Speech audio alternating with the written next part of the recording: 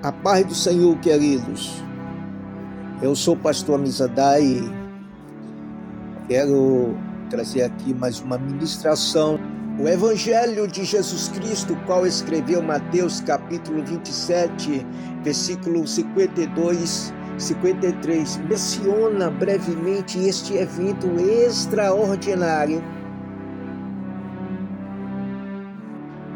2 versículos, sem detalhes, sem nomes, sem testemunhos específicos. Por quê?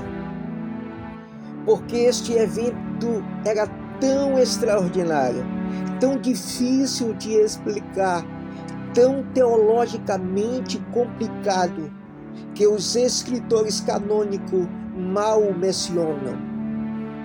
Porque um evento tão magnífico, tão extraordinário como este, não está em cartazes.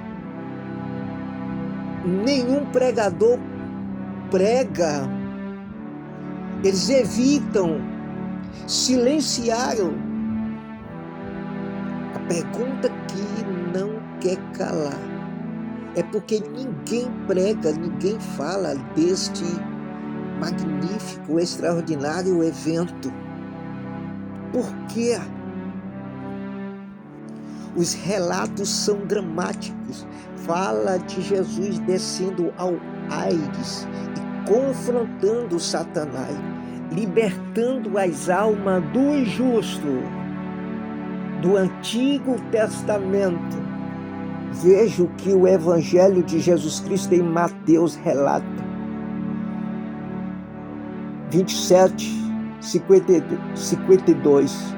E abriram-se os sepulcros e muitos corpos de santos que dormiam foram ressuscitados.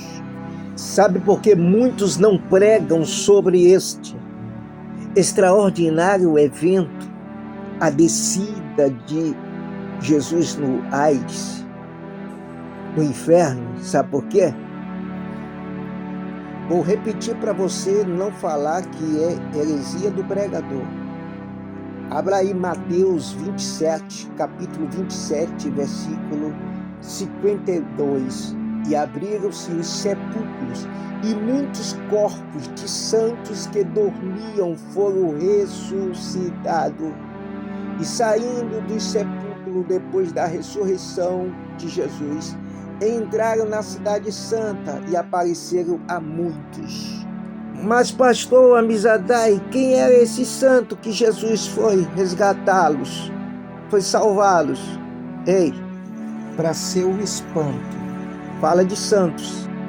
Aqui podemos incluir Adão e Eva, toda a sua descendência, sim ou não? Sim ou não? Inclusive Abel e Caim, Abraão, Moisés, e quem mais, pastor? Davi.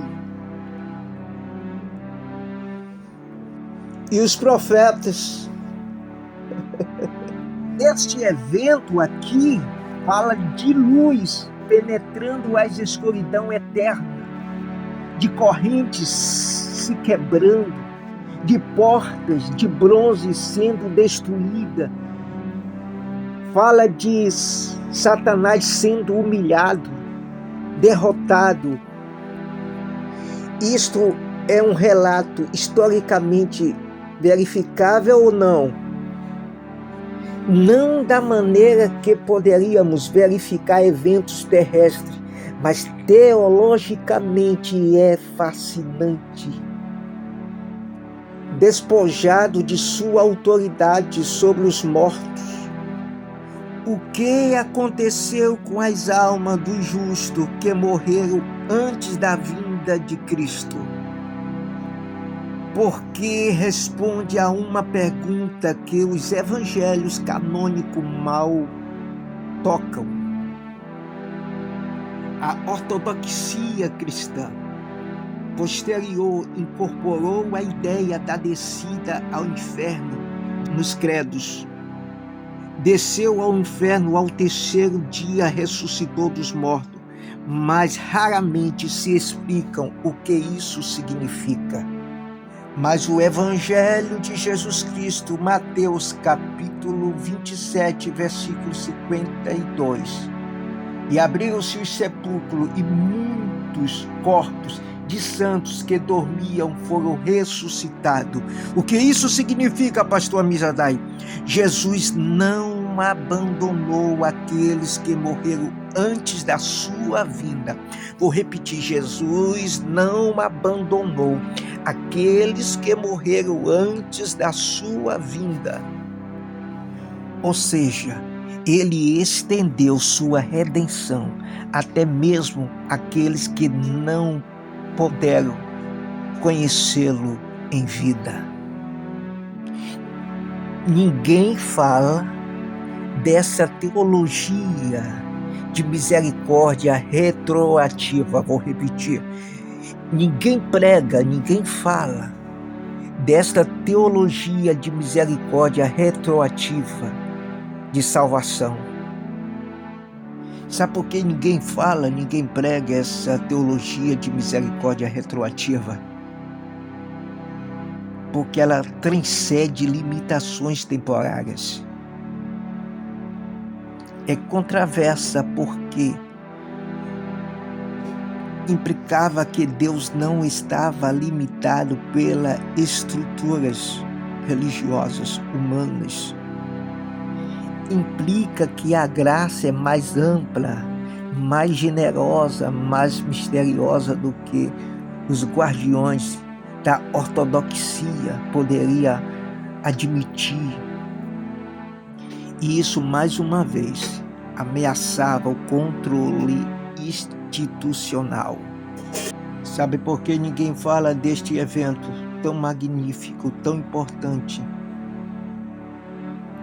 Dos santos que foram ressuscitados após a ressurreição de Cristo.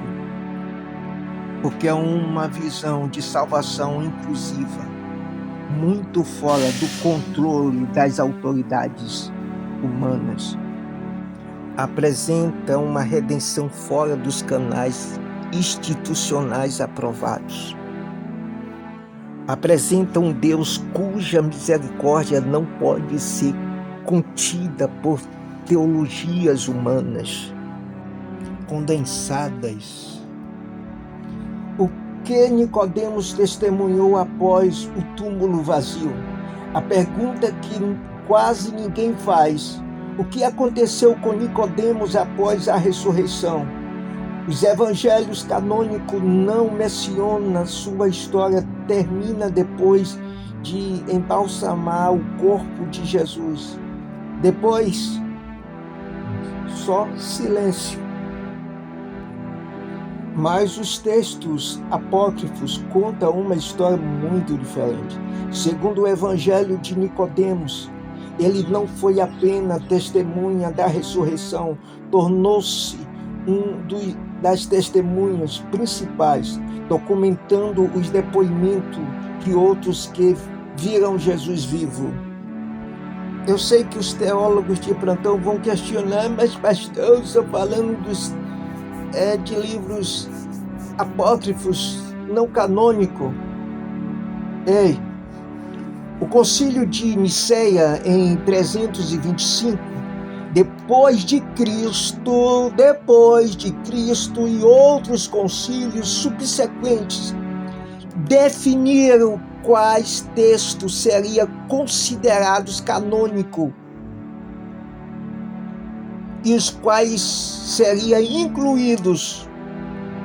Este processo, embora necessário para a unidade doutrinária, também significou que muitas tradições sobre os primeiros dias do cristianismo foram oficialmente descartados.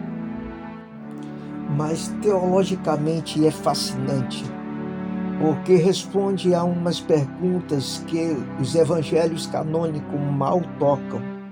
O que aconteceu com as almas dos justos que morreram antes da vinda de Cristo?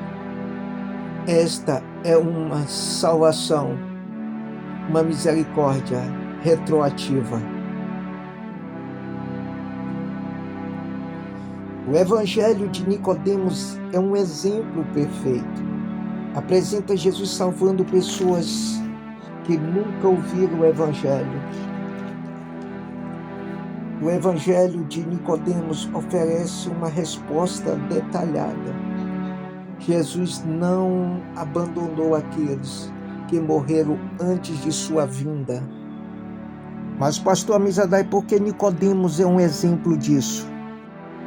É por isso que até hoje ninguém fala a verdade. Porque Nicodemos foi encontrar com Jesus à noite. Porque Nicodemos foi encontrar com Jesus à noite. Quem era Nicodemos? Primeiro, Nicodemos arriscou tudo. Nicodemos, no topo do poder religioso, ele não era apenas um homem influente, ele era uma lenda viva. Sua voz tinha peso de lei no templo mais sagrado do mundo conhecido.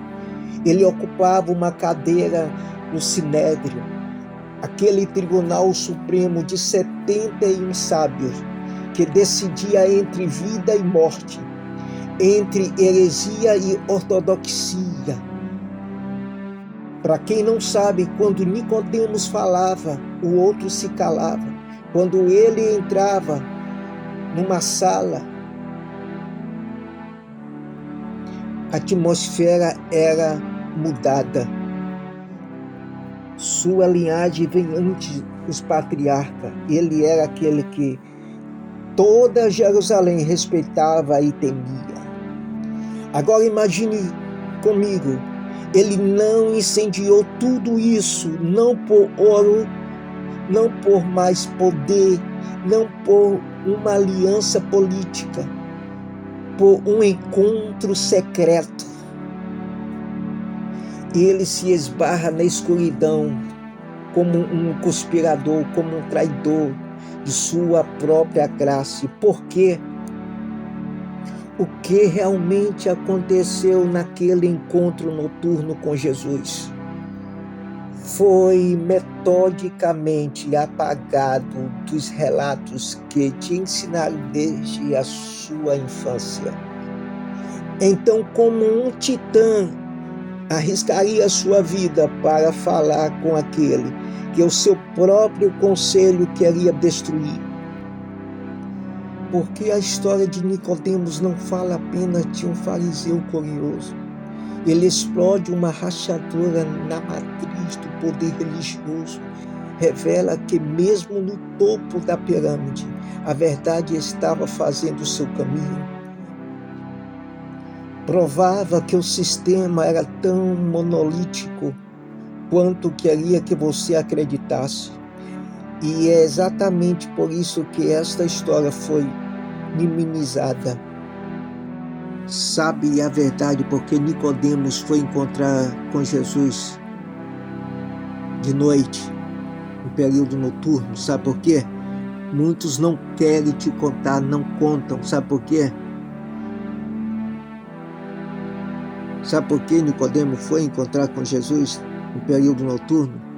Porque ele entendeu que a salvação, a misericórdia, a redenção não estava restrita somente à sua instituição humana, aprovadas.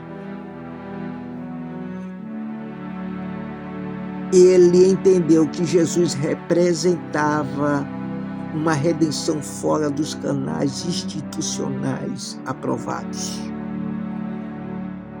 Apresentava um Deus cuja misericórdia, salvação não podia ser contidas por teologias humanas condensadas.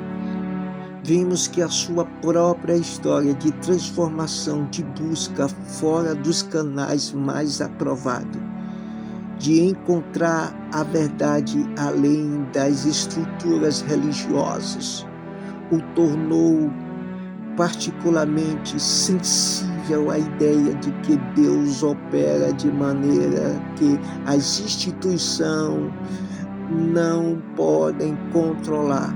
Vou repetir. Ele encontrou a verdade além das estruturas religiosas. O tornou particularmente sensível à ideia de que Deus opera de maneira que as instituições não podem controlar.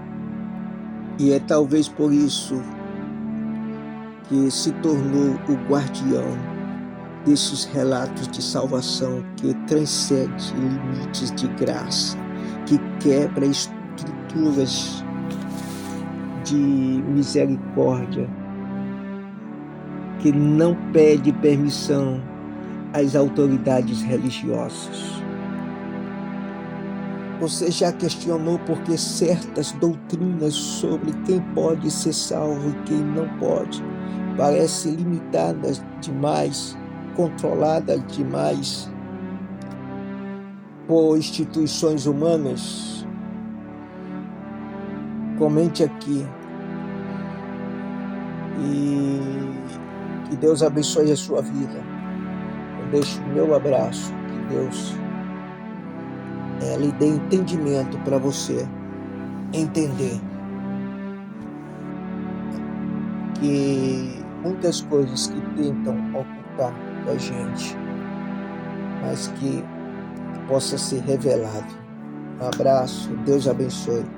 Não deixe de compartilhar, de questionar, comentar e dar o joinha. Que Deus abençoe. Um abraço.